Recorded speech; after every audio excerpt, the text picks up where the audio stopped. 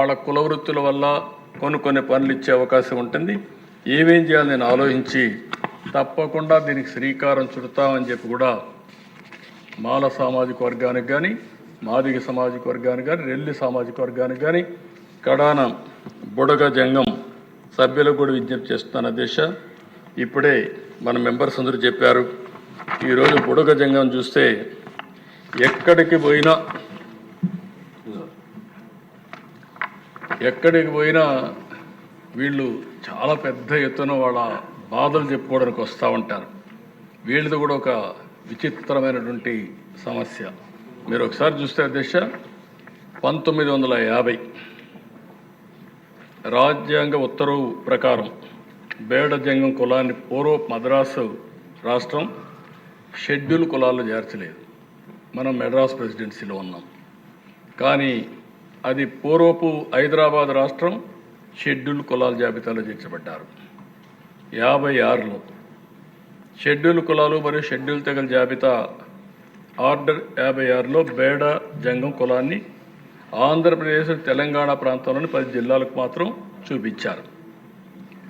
76 schedule కులాలు మరియు schedule తెగల ఉత్తర్వుల చట్టం 1976 ప్రకారం బేడ జంగం కులానికి ఎటువంటి ప్రాంత పరిమితి లేకుండా రాష్ట్ర వ్యాప్తంగా సమైక్య ఆంధ్రప్రదేశ్ మొత్తం వర్తింపజేశారు, ఎస్సీలో చేర్చారు.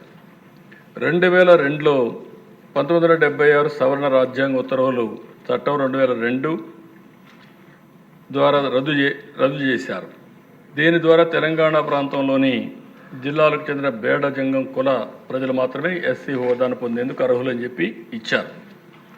2014 వచ్చే కొందుకు అధ్యక్ష, ఆంధ్రప్రదేశ్ రాష్ట్రాన్ని ఆంధ్రప్రదేశ్, తెలంగాణ రాష్ట్రాలుగా రీఆర్గనైజేషన్ చేసే సమయంలో బేడ జంగం కమ్యూనిటీని ఆంధ్రప్రదేశ్ రాష్ట్రానికి సంబంధించిన షెడ్యూల్ కులాల జాబితా నుండి తొలగించినట్లు ఆంధ్రప్రదేశ్ రీఆర్గనైజేషన్ చట్టం 2014లోని 5 షెడ్యూల్లోని సెక్షన్ 28 ద్వారా ప్రకటించారు.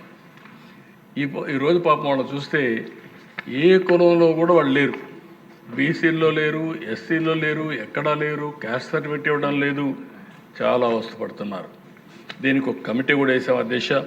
ఆ కమిటీ కూడా అప్పట్లోనే ఒక రిపోర్ట్ కూడా ఇచ్చారు. జేసీ శర్మ ఐఏఎస్ 1 మ్యాన్ కమిషన్ వేసాం. ఆయన ఒక రిపోర్ట్ కూడా ఇచ్చాడు. ఆ రిపోర్ట్ని తీసుకొని కొంతవరకు ముందుకెళ్ళాం. కానీ ఇది ఉంది.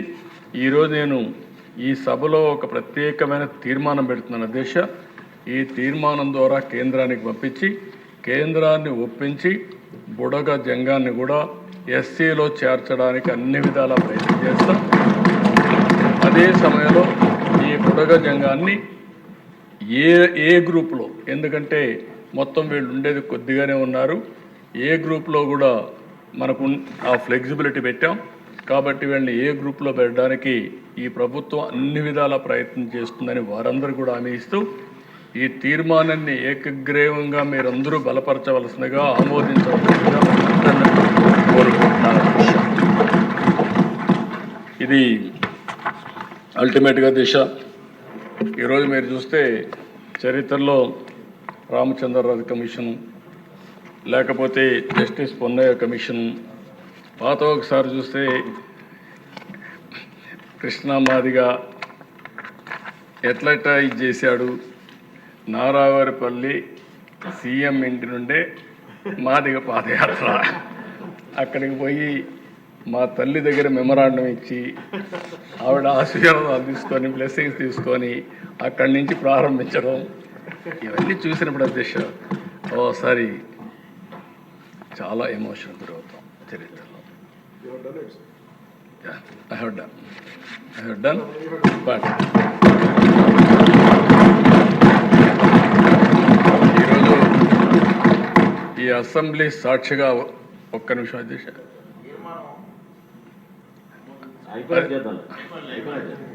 ఈరోజు అధ్యక్ష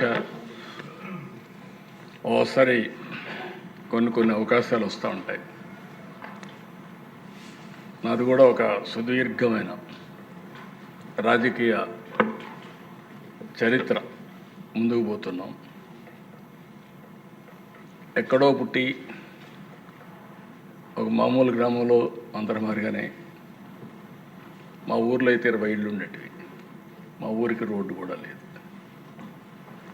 అప్పట్లో నేనేం చేసేవాడిని అంటే రెవల్యూషనరీగా రోడ్డు వేస్తే బస్సు వస్తుందంటే ఆ రోడ్డు వేయించడానికి ఇంటికి ఒక ఎడ్ల బండి కట్టి మట్టి తోలేవాళ్ళం.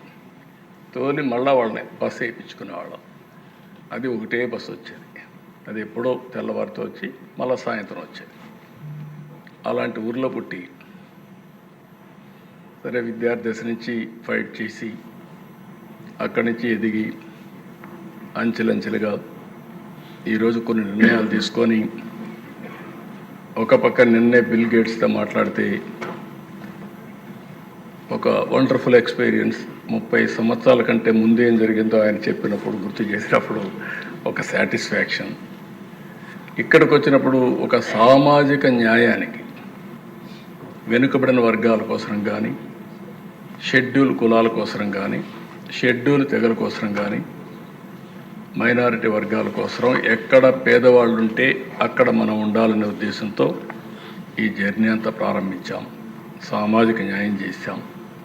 ఈ నెలలోనే ఇవన్నీ కూడా దేశాన్ని నేను చెప్పినట్టన్నీ కూడా మీరు చూస్తే ఏ వ్యక్తికి కూడా మాకు అన్యాయం జరిగింది, జరుగుతూ ఉంది అని చెప్పడానికి వీలు లేకుండా చేయాలనేదే మా తపన. నా తపనకు సహకరించినటువంటి పవన్ కళ్యాణ్ గారికి, బీజేపీకి కూడా మనస్ఫూర్తిగా ధన్యవాదాలు తెలియజేస్తున్నాను. ఒకప్పుడు P3 పెట్టాం. P3 అనేది ప్రభుత్వం ప్రైవేట్ భాగస్వామ్యం, సంపద సృష్టించడం. ఈ సంపద వల్ల ఉపాధి, ఆదాయాన్ని పెంచి ప్రజలకు మెరుగైన వసతులు ఇవ్వడం. ఈరోజు అధ్యక్ష ఈ నెలలోనే ఇంకొక కార్యక్రమం ఇక్కడ వచ్చింది కూడా చెప్తున్నాం. P4 తీసుకొస్తున్నాం. తెలుగు నూతన సంవత్సరం ఉగాది రోజున ప్రభుత్వం P4, ప్రభుత్వం ప్రైవేట్ ప్రజలు భాగస్వామ్యం. సమాజంలో మనకు 1,70,00,000 కుటుంబాలు ఉన్నాయి. నేను ఒక పిలిపించాను. హై నెట్వర్త్ ఇండివిజువల్స్, బాగా డబ్బులుండే టాప్ 10% ఫ్యామిలీస్, బాటమ్ 20% ఫ్యామిలీస్ని అడాప్ట్ చేసుకోమని, మెంటర్ చేయమని. వాళ్లకు సమాజం ఈ శక్తి ఇచ్చింది. ఈరోజు వాళ్ళు కూడా ఎక్కడి నుంచో రాలేదు. ఇప్పుడు నేను ఈ స్థాయికి వచ్చానంటే అంచెలంచెలుగా ఎవరిచ్చారో దేశ నాకు ఈ అవకాశం? ఈ రాష్ట్రంలో ఉండే ప్రజలు ఇచ్చారు, సమాజం ఇచ్చింది. ఆ సమాజం ఇచ్చిన అవకాశాన్ని మళ్ళీ సమాజం కోసం హెచ్చించడం నా బాధ్యతగా ఆలోచించి అనునిత్యం నేను పనిచేస్తున్నాను దేశ. అందుకే ఈ సందర్భంగా ఒక పిలిపించాను నేను.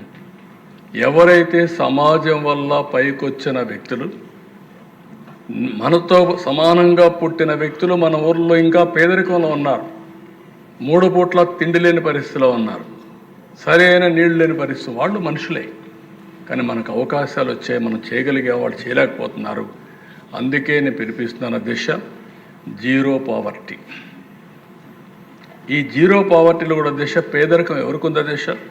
ఈరోజు సమాజంలో మీరు ఒకసారి చూస్తే ఇదంతా కూడా జీరో పావర్టీ అనేది ఈ పేదవాళ్ళకే ఉంది.